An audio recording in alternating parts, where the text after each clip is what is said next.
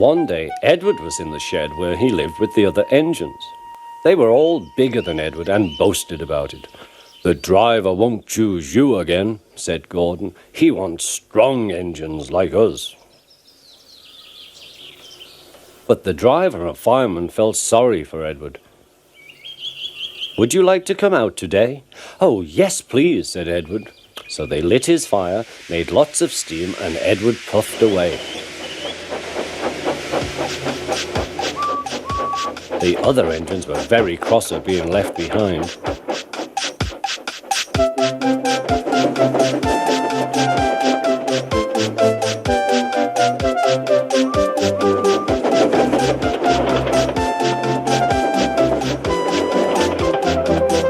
Edward worked hard all day. The coaches thought he was very kind, and the driver was very pleased.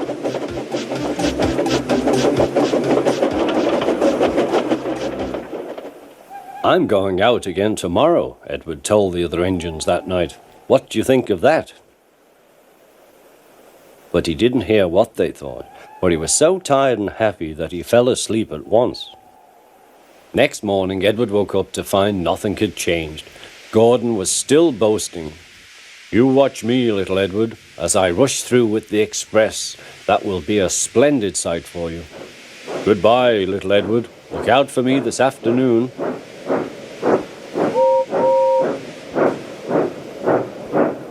Edward went off to do some shunting. Edward liked shunting. It was fun playing with trucks. He would come up quietly and give them a push. Then he would stop and the silly trucks would go bump into each other. "Oh," they cried, "whatever is happening?"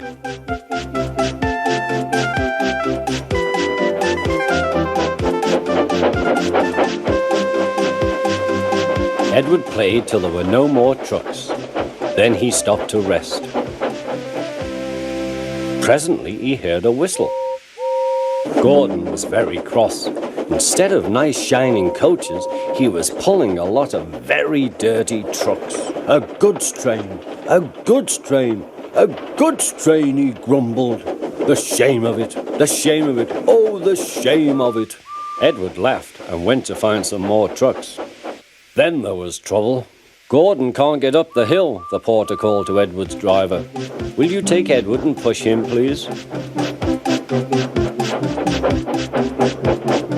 They found Gordon halfway up and very cross. His driver and fireman were talking to him severely. "You're not trying." "I can't do it," said Gordon. "The noisy trucks hold an engine back so."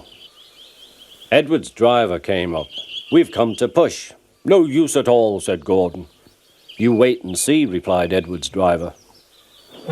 They brought the train back to the bottom of the hill.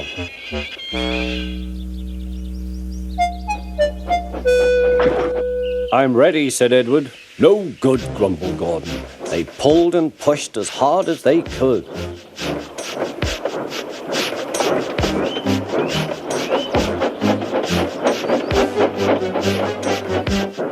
"I can't do it, I can't do it, I can't do it," puffed Gordon. "I will do it, I will do it, I will do it," puffed Edward.